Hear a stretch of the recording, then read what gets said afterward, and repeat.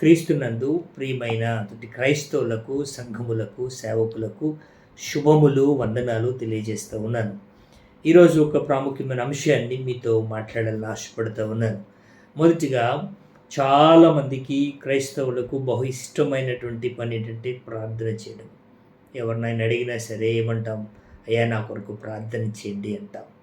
ఈరోజు మీతో ఈ విషయాన్ని మాట్లాడాలని ఆశపడుతున్నాను. ఏంటంటే, ప్రార్థనలో ఉండవలసిన 5 ప్రధానమైనటువంటి అంశాలను గురించి మీతో ప్రస్తావించాలనుకుంటున్నాను. ప్రతి క్రైస్తవుడు ప్రార్థన చేస్తున్నాడు, కానీ వాక్యానుసారమైన ప్రార్థన చేస్తున్నామా లేదా ఒకసారి మన హృదయాలను మనం పరిశీలన చేసుకోవాలి. ప్రార్థనలో ఉండవలసిన మొదటి లక్షణం ఏంటంటే, ప్రార్థనలో మొట్టమొదట ఆరంభించినప్పుడు ఆరాధన ఉండాలి. ఆరాధన అంటే దేవుడు ఏమై ఉన్నాడో, ఆయన ఎంత గొప్ప దేవుడో, ఆయన యొక్క ఔన్నత్యం ఎంత గొప్పదో మొదటిగా వివరించాలి. రాజు హిజ్కియా అలాగే తను ప్రార్థన చేస్తున్నప్పుడు అలాగే ప్రభువు ఏమై ఉన్నాడు వివరిస్తూ వచ్చాడు. ఆరాధన, ప్రార్థనలో ముఖ్యంగా ఉండవలసింది మొదటిది ఆరాధన ఉండాలి. రెండవది, ప్రార్థనలో ఉండవలసినటువంటి రెండవ సంగతి ఏంటంటే, ప్రత్యేకంగా ఏమని ప్రార్థన చేయవలసిన వారం అంటే కృతజ్ఞత కలిగి ఉండాలి. కృతజ్ఞత కలిగి ఉండాలి. We should give thanks to the lord what God has done.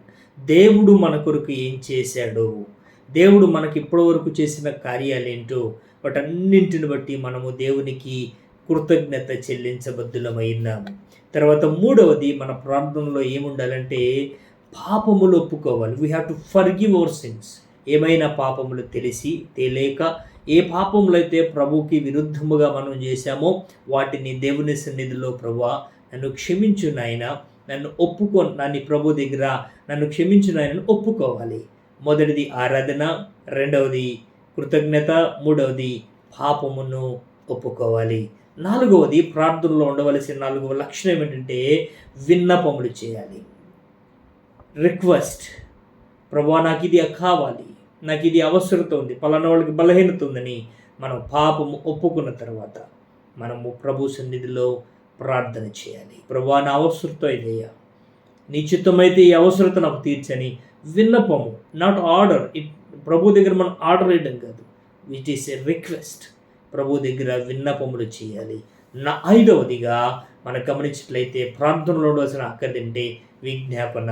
ఒకసారి ప్రార్థన చేశాం, ఆ ప్రార్థన చేసిన అంశాన్ని పదే పదే మళ్ళీ ప్రభువుకి మనం జ్ఞాపకం చేయాలి. అయ్యా, నాకు ఇది సహాయం చేయి ప్రభువా, ఇది నాకు అవసరమైనది, నిశ్చితమైతే నాకు ఇది సహాయం చేయి, నీ జ్ఞానముతో నింపని ప్రభు దగ్గర విజ్ఞాపన. ఇతరుల నిమిత్తం విజ్ఞాపన, సంఘాల నిమిత్తం విజ్ఞాపన, సేవకుల నిమిత్తం విజ్ఞాపన, అన్నింటికంటే ముఖ్యముగా దేశము కొరకు మన విజ్ఞాపన ప్రార్థనలు చేయాల్సిన వారమని 5 సంగతులను మీ దృష్టిలో పెట్టుకోండి.